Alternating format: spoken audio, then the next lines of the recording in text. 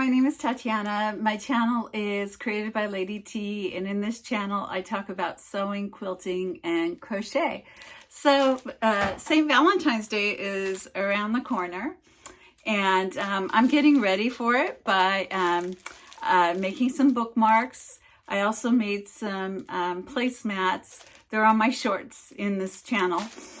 And now I am going to take these layer cakes that I found with the shamrock, little shamrock designs and green designs. And I'm going to take these layer cakes and I'm going to make myself a really cool Valentine's Day. I mean, where did I get Valentine's Day? I'm still there.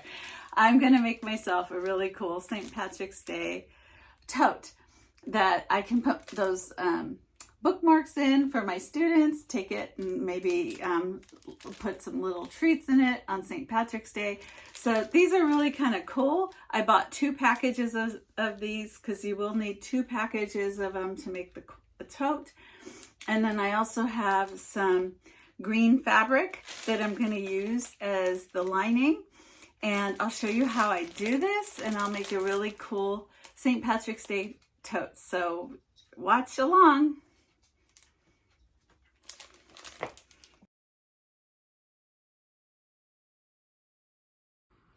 All right, so what I did with my layer cakes is I put together 4 pieces that I'm going to have the tote bag be this way, and I made another one over here. And in the back, what I put is Peloton fusible lightweight interfacing, and I used 931D. It's a little heavier than the SOS one. So this is a really lightweight fabric. So what I'm going to do now is I'm going to sew the pretty sides together like this. And I am going to turn this around. I'm going to sew these pretty sides together, and then I'll have one big piece. All right, so now this big long piece becomes the pattern for my lining. So the lining I will not be putting interfacing on, but I will be making a lining this exact size. And what I'll do is I'll cut 2 pieces like this, and then like where the half is here, I'll cut it in 2 pieces and I'll sew the bottom. But I have to leave a little opening at the bottom of the lining because that's where the tote back is going to go through. Okay, so I'm just laying my top piece over this green piece, and just to see how much fabric that I'll need, I'm going to cut it out, and then I'm going to press it, and then I'm going to cut it into 2 and make the lining out of this. And then I have some fabric here that I was going to turn into straps. All right, this is the lining fabric that I cut out. Now I left this spot here because this is where the bag is going to come through out of when I assemble it.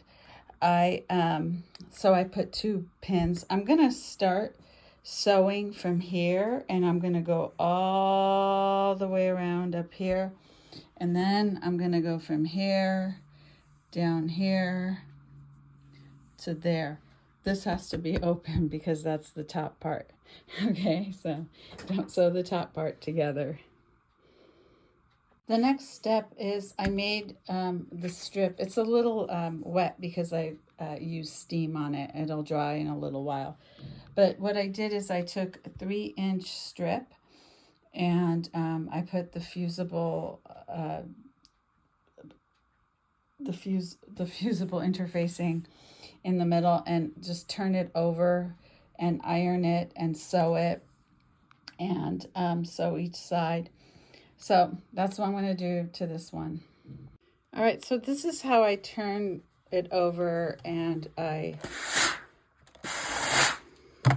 kind of use a little steam. It gets hot, and I just keep going, and then I'll do the other side like this, and then I just flip it to where it's one side, and then I'll sew both sides.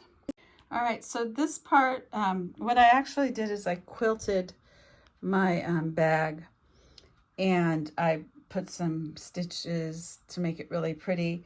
Now what I'm going to do is I'm going to box the corners. So I've taken a 2.5-inch ruler and I've drawn a little diagram. I'm going to cut these out and then I'm going to sew it and box the corners.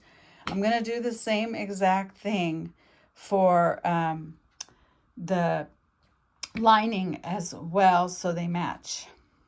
All right, so what I did is I boxed the corners, I turned it around, I put the straps on, and what I'm going to do is I'm going to sew the straps around after I box the corner of my lining. Now I'm not going to put my lining in yet because I do have to tack on these